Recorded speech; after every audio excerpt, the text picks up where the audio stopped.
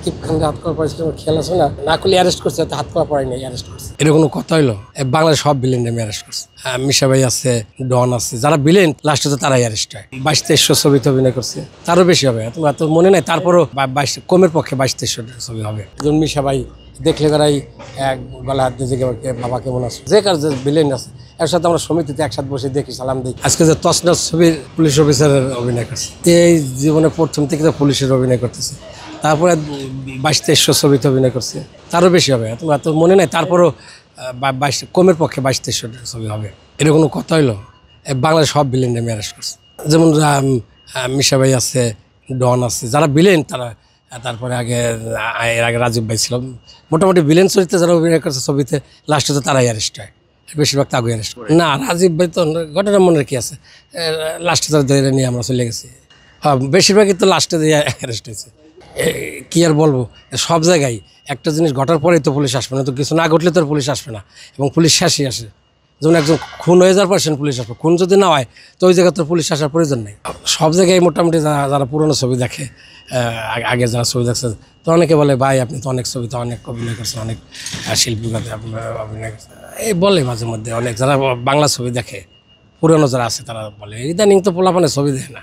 না না, বয়ের তার তো আমার সাথে, আমি তো তাদের সাথে ফিরি, সবার সাথে তো দীর্ঘদিন অভিনয় করছে, সবাই আমার আপনজনে মনে করে। যেমন মিশা ভাই দেখলে করাই এক গলা হাত দিয়ে বাবা কেমন আছে। তারপরে এখন শিবাসান যে কার যে ভিলেন আছে এর সাথে আমরা সমিতিতে একসাথে বসে দেখি, সালাম দিই, বিভিন্ন প্রোগ্রামে যাই। আর তাকে তো ভয় পাওয়ার কিছু নাই। তারা বরং আমাকে উল্টে ফেলে, আমাকে বেশি আমরা তারা হয়তো দেখলে সালাম দিয়ে দূরে থাকলে তারা আরও কাছে থাকে, আমাকে আরও সাহস দেয়। এমনি সরাসরি শাবানা ম্যাডামরা অ্যারেস্ট করে নেই।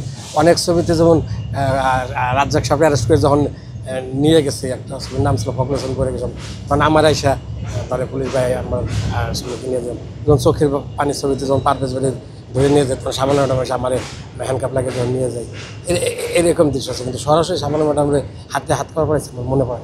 সাকিব খানকে হাত করা পড়েছিল, খেয়াল আছে না? না করলে অ্যারেস্ট করছে, হাত করা পড়ে নাই, অ্যারেস্ট করছে। পড়াইতেও পারি, আমরা তো খেয়াল নেই। বললাম না, প্রায় 22-23 ছবি তো হবে কমের পক্ষে। আসল পুলিশের সাথে আমি তো 12 বছর পুলিশ ক্যাম্পে ছিলাম, এফডিসিতে ক্যাম্পের সাথে আমার রুম ছিল। ওই রাজারবাগের পুলিশরা থাকতে পাশের রুমে আমার ছিল। আমি তাদের সাথে প্রায় দীর্ঘ 12 বছরে এক পাশাপাশি রুমে ছিলাম। আমার রুম, তাকে 2 রুম, 3 নম্বর রুম আমার ছিল। 1-2 তারা থাকতো, 3 আমি থাকতাম।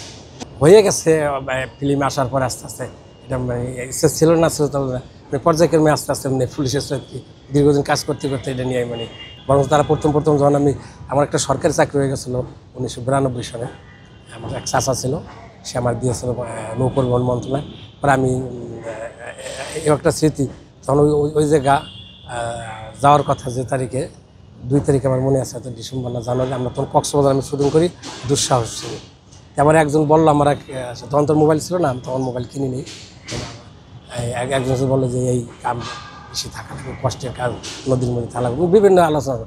তখন আমি চিন্তা করলাম যে তো ফিল্মই ভালো, এখানে তো টুকটাক ভালোই পয়সা পাই, কিংবা ওই একটা ফিল্মের যে একটা নেশা, তখন তো ফিল্মের স্বর্ণযুগ ছিল। ফিল্মটাতে এখন যে অবস্থা, তখন তো ওই 92, 90, 91 তো এরকম ছিল না। তখন তো আমরা তো ভাবতাম যে সারা জীবনই মনে হয় ফিল্মটা এরকমই থাকবে। হ্যাঁ, আমরা তো ওই আশায় ছিলাম। কিন্তু পরে শুনেন ফিল্ম অনেক কী বলবো, মানুষের কাছ থেকে দূরে চলে গেছে। আর আমরা যখন ফিল্মে ছিলাম তখন তো সব নায়ক নায়িকা শিল্পী যেখানে যেতাম আমরা অনেক মূল্যায়ন পেতাম, মানুষ আমাকে সম্মান করতো। হয়তো এখন অতটা করে না, কিন্তু ওই সময় আমাদের সম্মান পাইছি। আমি না পাই, মানে আমার নায়ক নায়িকা, আমার শিল্পীরা পাইছে, সম্মান পাইছে। যেমন শাবনূর ম্যাডাম এক জায়গায় গেলে মানুষ, আমরা কী বলবো, মৌসুমী ম্যাডাম এক জায়গায় গেলে আমরা তো পুলিশের কাছে অনেক সময় আমার বলতো ভাই আমার একটু আমার যেমন একবার সেটা ইতিহাস না বললেই নয়, মনে পড়ে গেলো হঠাৎ।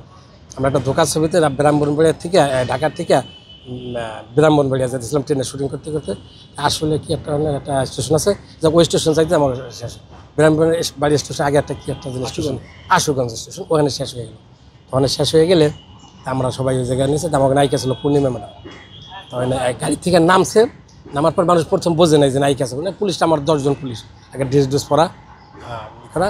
এর ভিতরে আস্তে আস্তে 2 জন 4 জন 5 জন, মানে আমাকে যে গাড়িটা আসার কথা, ওই মাইক্রোটা ভাড়া করে আমরা বাস ঠিক করবো, এটা ম্যানেজার মানে আসতে লেট হয়ে গেছে, কিংবা যাই আধা ঘন্টা আস্তে আস্তে অনেক এমন লোক হয়ে গেল, মনে হয় যে পরে তো ম্যাডাম, পরে আমরা তার মাইক্রো এসে দৌড়ে নিয়ে যখন যাইতেছি করে এরপরে যে মানুষ সাইড দিতে করছে পরে আমি করবো মেকআপের একটা লোক ছিল আমাকে স্যার ওই ছবির ম্যানেজার ছিল আমার ভাতি যায় মামুন করে নাম ও করলে কাকা যেভাবে পারেন আপনি পুলিশ দিয়া এবং নায়িকারে নিয়ে যান এই দিয়ে মানে আমি এইভাবে ম্যাডামের কাছে মানে আমার এই জায়গাতে অনেক অনেক কিল ঘুষি দিয়েছিলাম অনেক ব্যথাও পেয়েছিলাম।